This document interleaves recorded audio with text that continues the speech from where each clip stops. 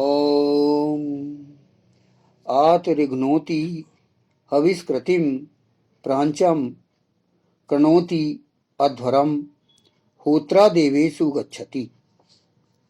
तत्पश्चात अभिवृद्ध करता है हविष्कार को, उन्नयन करता है हिंसा विहीन यज्ञ का, आह्वान करने वाली वाणी द्वारा दिव्यकर्म करने वालों में गमन करता है। यह मंत्र ऋग्वेद के प्रथम मंडल के 18वें सूक्त का यह अष्टम मंत्र है। इस अष्टम मंत्र के ऋषि हैं भगवान मेधातिथि महिमत कांड, और इस मंत्र का जो प्रमुख विषय है, जिसे देवता भी कहा जाता है, वह है सदस्पति। तो सदस्पति का अर्थ होता है अच्छाइयों से संपन्न को, और इसका जो छंद है वह पीपलिका मध्य निचरत है और स्वर षड्ज है। तो यहाँ पर मंत्रांश यहाँ पर लिया गया, तत्पश्चात अभिवृद्ध करता है हविष्कार को। अब यहाँ तत्पश्चात की बात यहाँ पर की गई है, यानी तत्पश्चात अभिवृद्ध करता हविष्कार को आत ऋघ्नोति हविष्कृतिम। तो तत्पश्चात यहाँ एक्चुअली क्या है कि षष्टम, सप्तम और अष्टम मंत्र का जो प्रमुख विषय है, तीनों विषय का एक ही, तीनों मंत्रों का एक ही प्रमुख विषय है, जिसे सदस्पति कहा जाता है। सदस्पति अर्थात अच्छाइयों से संपन्न को। तो यहाँ पर षष्टम मंत्र, सप्तम मंत्र और अष्टम मंत्र, ये एक ही मंत्र इसे हम समझते हैं, क्योंकि प्रमुख देव विषय यही है। तो तत्पश्चात यहाँ पर मतलब क्या है कि षष्टम मंत्र कहा गया है अच्छाइयों से संपन्न को, अद्भुत को, प्रिय को, इंद्रियों को वश में करने वाले द्वारा कामना किए जाने योग्य को, धन प्रदाता को, मेधा को मैं प्राप्त हूं। ये षष्टम मंत्र का हिंदी अनुवाद था। और सप्तम मंत्र है उसके बिना अत्यंत प्रज्ञा संपन्न मेधावी का यज्ञ भी सिद्ध नहीं होता, वह धारण करने वालियों के अर्थात बुद्धिमानों के योग को व्याप्त होता है। और अष्टम मंत्र का हिंदी अनुवाद, तत्पश्चात अभिवृद्ध करता है हविष्कार को, उन्नयन करता है हिंसा विहीन यज्ञ का, आह्वान करने वाली वाणी द्वारा दिव्य कर्म करने वालों में गमन करता है। तो षष्टम मंत्र, सप्तम मंत्र यहाँ हिंदी अनुवाद पढ़ा गया, संस्कृत में है। ओम सदस्पतिम अद्भुतम प्रियम इंद्रस्य काम्यम शनिम मेधाम याशिषम यस्माद्रते न सिद्ध्यति यज्ञो विपश्चितश्चन साधीना योगम अन्विता आत ऋघ्नोति हविष्कृतिम प्रांचम कृणोति अध्वरम होत्रा देवेषु गच्छति। ये जो तीनों मंत्र का मुख्य विषय है देवता, जो एक ही है, जिसका मुख्य विषय का नाम है सदस्पतिम अर्थात अच्छाइयों से संपन्न को। तो यहाँ पर व्यक्ति अच्छाइयों से संपन्न होने के पश्चात वह यज्ञ धारण करता है, और यज्ञ धारण करके जो उसे उपलब्धियां मिलती हैं, तो उपलब्धियां मिलती हैं, फिर ईशान उपलब्धियों के माध्यम से ईशान उन्हें पुरस्कार प्रदान करता है। यहां पर कहा गया है तत्पश्चात अविरत करता है हविष्कार को। यह मंत्रांश का मतलब आत ऋघ्नोति हविष्कृतिम, ईशान परम परमात्मा अर्थात ईश्वर आत्मसमर्पण पूर्ण भक्ति को अभिवृद्ध करता है। यानी आपके अंदर जो भावना है, जिस आधार पर आप वेद के अनुसार हम कार्य करते हैं, तो हमारे अंदर आत्मसमर्पण पूर्ण की भक्ति जब अविरत होती है, जब व्यक्ति योग के द्वारा ईशान परम परमात्मा अर्थात ईश्वर से वैज्ञानिक रूप से जुड़ता है, तब वह पुरुष हो अथवा औरत, उसके अंदर ईशान प्रणिधान की भावना सुदृढ़ होती है। इस स्थिति में व्यक्ति सारे कार्य ईश्वर के भरोसे निश्चिंत होकर करने लग जाता है। इस अवस्था को प्राप्त होने वाले पुरुष औरत को ईशान परम परमात्मा कभी निराश नहीं करता, अपितु उनका अभिवर्धन ही करता है। यानी यहां पर यह विशेषता बताई गई है कि पहले तो यह बताया गया कि आप अच्छायु से संपन्न हो, षष्ठ मंत्र में बताया गया अच्छायु से संपन्न हो, और अच्छायु से संपन्न होने के पश्चात आप योग ध्यान करो, और इसके पश्चात यदि आप आत्मसमर्पण पूर्ण भक्ति अर्थात सारे कार्य ईशान के माध्यम से करना, सभी जो भी हमारे कार्य हैं वह ईशान के लिए ही करना, वह आत्मसमर्पण पूर्ण भक्ति कहलाती है। तो व्यक्ति इस प्रकार कार्य करता है। वैज्ञानिक रूप से भी कहा गया है कि व्यक्ति जब योग के द्वारा ईशान परम परमात्मा अर्थात ईश्वर से वैज्ञानिक रूप से जुड़ता है, तब वह पुरुष अथवा औरत, उसके अंदर ईशान प्रणिधान की भावना सुदृढ़ होती है। यानी आपको कैसे जोड़ना है? वैज्ञानिक रूप से जोड़ना है। यानी आपको सारे जो कार्य है विज्ञान और धर्म और विज्ञान में जो है बिल्कुल संबंध है, गहरा संबंध है। जैसे कि हम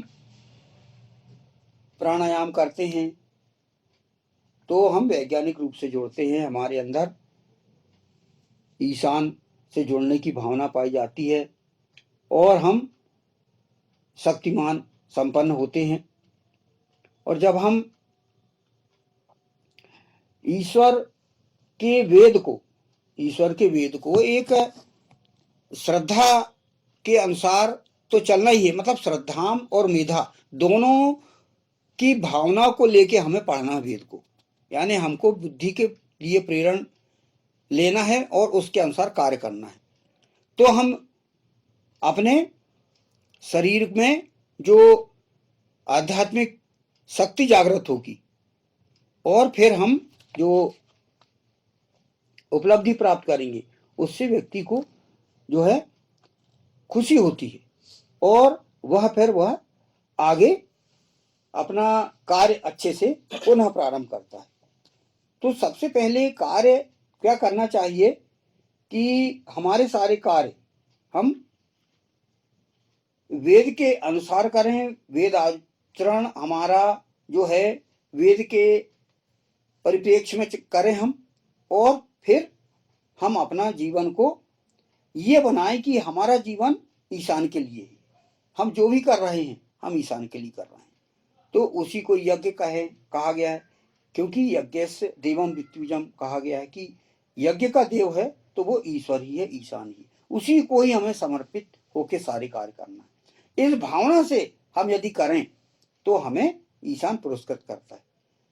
श्रद्धा के साथ साथ हमें विज्ञान का मतलब मेधा का भी ध्यान रखना है कि भाई हमको वेद में हम जो भी हमारे शरीर के लिए कर रहे हैं तो हमें लाभ होता है, लाभ के अनुसार हमें जो है हम उपलब्धि प्राप्त करते हैं। तो इस मंत्रांश में यही कहा गया है कि हम निश्चिंत होके ईशान परम परमात्मा को समर्पित होकर कार्य करें और फिर हमें ईशान कभी निराश नहीं करता। अगला फुटनोट इसका है, उन्नयन करता है हिंसा विहीन यज्ञ का, प्रांचम कृणोति अध्वरम। प्रांचम कृणोति अध्वरम, वेद में बार बार इस बात पर जोर दिया गया है कि यज्ञ अर्थात श्रेष्ठतम कर्म हिंसा विहीन होना आवश्यक है। यहाँ पर यज्ञ का अर्थ, जिसको कोष्टक में लिखा गया है, श्रेष्ठतम कर्म। यज्ञ मतलब श्रेष्ठतम कर्म। ये हिंसाहीन होना आवश्यक है। इसमें यज्ञ में हिंसा नहीं होना चाहिए। इस प्रकार वेद मानव जीवन को अत्यंत महत्वपूर्ण मानता है।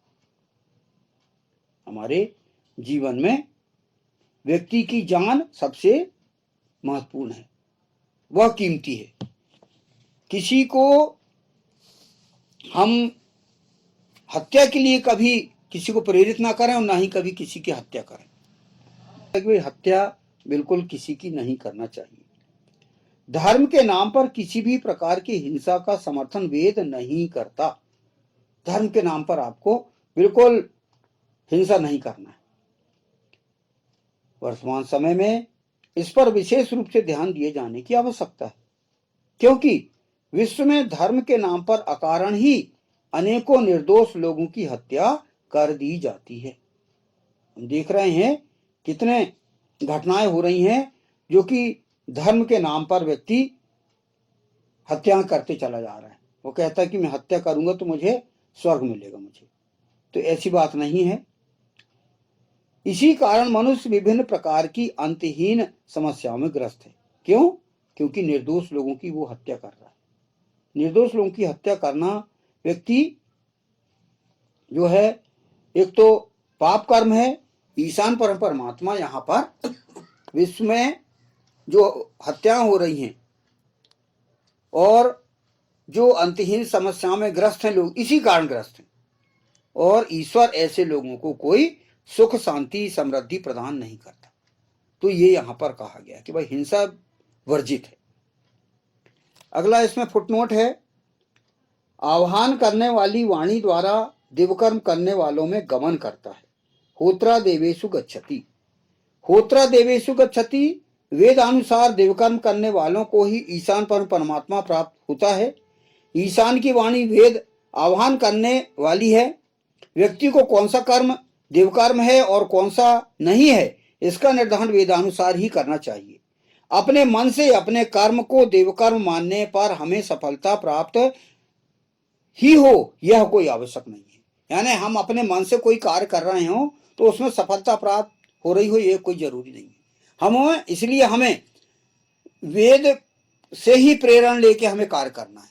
यानी हम कोई भी कार्य करने के पहले सोचें कि हम कार्य वेदानुसार कर रहे हैं या नहीं, इसमें हमें शक्ति क्षय तो नहीं हो रहा है, पाप तो नहीं लग रहा हमको।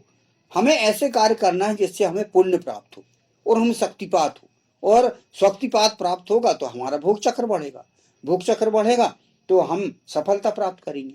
ये यहाँ पर बताया गया है कि आप जो भी कार्य करो वेदानुसार करो। आह्वान करने वाली वाणी द्वारा दिव्यकर्म करने वालों में गमन करता।